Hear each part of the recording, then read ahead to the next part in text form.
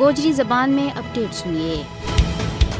بھارت مقبوضہ جموں کشمیر میں آزادی صحافت کا بنیادی اصولانہ بری طرح پامال کر دیو ہے۔ مقبوضہ جموں کشمیر میں کشمیری صحافیوں نے ہر کدے بھارتی مظالم کے بہت زیادہ دباؤ کے بچ کام کیا ہے۔ مقبوضہ جموں کشمیر میں کشمیری صحافیوں نے بھارتی فوجیوں کا طرف سے دھمکی، حملہ اور گرفتاریوں کو ہر وقت سامنا کرنا پیا۔ 5 اگست 2019 میں مقبوضہ جموں کشمیر کی خصوصی حیثیت نہ ختم کرنے کے بعد صحافیوں نے بھارت کا طرف سے سخت کریک ڈاؤن کو سامنا کرنا پی رہا ہے۔ مقبوضہ جموں کشمیر کے بچ صحافیوں کے خلاف بھارت کا سخت اور شفاقانہ قوانین کو استعمال ایک عام رواج بن گیا ہے۔ کئی کشمیری صحافیوں نے آزادانہ رپورٹنگ کے واسطے بدنام زمانہ قوانین کے تحت نظر بند کیا جا رہا ہے۔ مقبوضہ کشمیر میں بھارت کا طرف سے 2020 میں سامنے آنی گئی میڈیا پالیسی کو مقصد علاقہ میں آزادی اظہار کی آواز نہ اور زیادہ دبانا ہے۔